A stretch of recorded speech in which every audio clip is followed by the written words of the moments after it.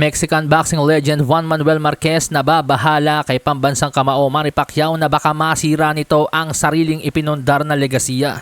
Nagbabala si Marquez kung ano ang mga posibleng mangyari kay Pacquiao kapag ipinagpatuloy pa rin nito ang kanyang karera sa edad 46. Para kay Marquez, parang naswertehan lang din umano ni Pacquiao makaharap ng isang kampyon na walang lakas ng loob, makipagsabayan tulad nga po ni Mario Barrios. Pero malilintikan umano si Pacquiao kung makakasagupa ito na matitindi tulad nila Jaron Ennis at Sebastian Fundora. Para kay Marquez, hindi na umano makatuwira makita pa ang isang alamat sa boxing. Isa sa mga pinakamahusay at tiyak na pinakamatindi na nagmula sa kanyang bansa, na isinusugal ngayon ang lahat ng kanyang mga nakamit sa boxing sa mga ganyang klaseng laban.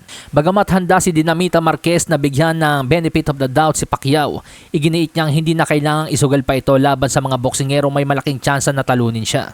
Aniya, hindi deserve ni Pacquiao yon, pero iba-iba ang takbo ng isip ng tao. Kanya-kanyang desisyon yan kung ano ang susunod sa kanilang buhay. Kung gusto ni Pacquiao, dibigyan natin siya ng benefit of the doubt, pero para sa akin, hindi na kailangan dahil matagal nang pinatunayan ni Pacquiao kung gaano siya kagaling.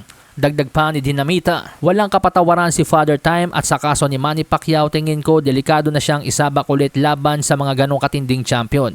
Okay sana kung rematch muna kay Barrios para makita kung ano pa ang meron si Pacquiao. Pero pag nanalo siya, kailangan na niyang harapin ang mga pinakamatitindi at magagaling na champion. At doon na nga po papasok ang tunay na panganib. So base po sa mga salaysay ni Juan Manuel Marquez, hindi po pang-hate ang kanyang mga sinasabi, kundi isang pag-aalala mula sa dating karibal.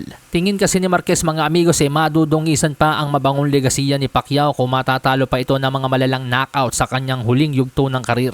Samantala sa iba pang balita, WBC World Lightweight Champion Shakur Stevenson hinahamon ngayon si WBO and Ring Magazine Super Lightweight World Champion Teofimo Takeover Lopez. Ang Shakur sa kanyang social media, "I seen you say you wanna fight me, Teofimo Lopez. What's stopping it from happening next? And this ain't no bluff. Let's make boxing great again, Lil Teo." Ang Shakur, daring to be great lang ang kanyang ginagawa, walang personalan. Sana ganun din daw ang nais mangyari ni Teofimo Lopez. Matapos ang kamakailang impresibong panalo ni Shakur kontra kay William Cepeda, hindi pa malinaw kung sino ang kanyang susunod na makakaharap. Pero dalawang matinding pangalan na po ang hinahamon ngayon ni Shakur Stevenson, at yun nga po sina Conor the Destroyer Benn sa welterweight at ikalawa itong si Teofimo Lopez sa junior welterweight. Tila ayaw na mag-antay ni Shakur Stevenson sa lightweight division na tila naho-hostage ni Gervonta Tank Davis. At bago ko pala malimutan mga amigo, sa katunayan gusto rin makasagupa ni Shakur Stevenson yung nagpahirap kay Tank Davis na sila Montrose Jr. Malasahin ang baraha, patunayan mo sa akin ha. Sino man ang mabunot na kalaban, di ka tatakbo ha. Sa bayan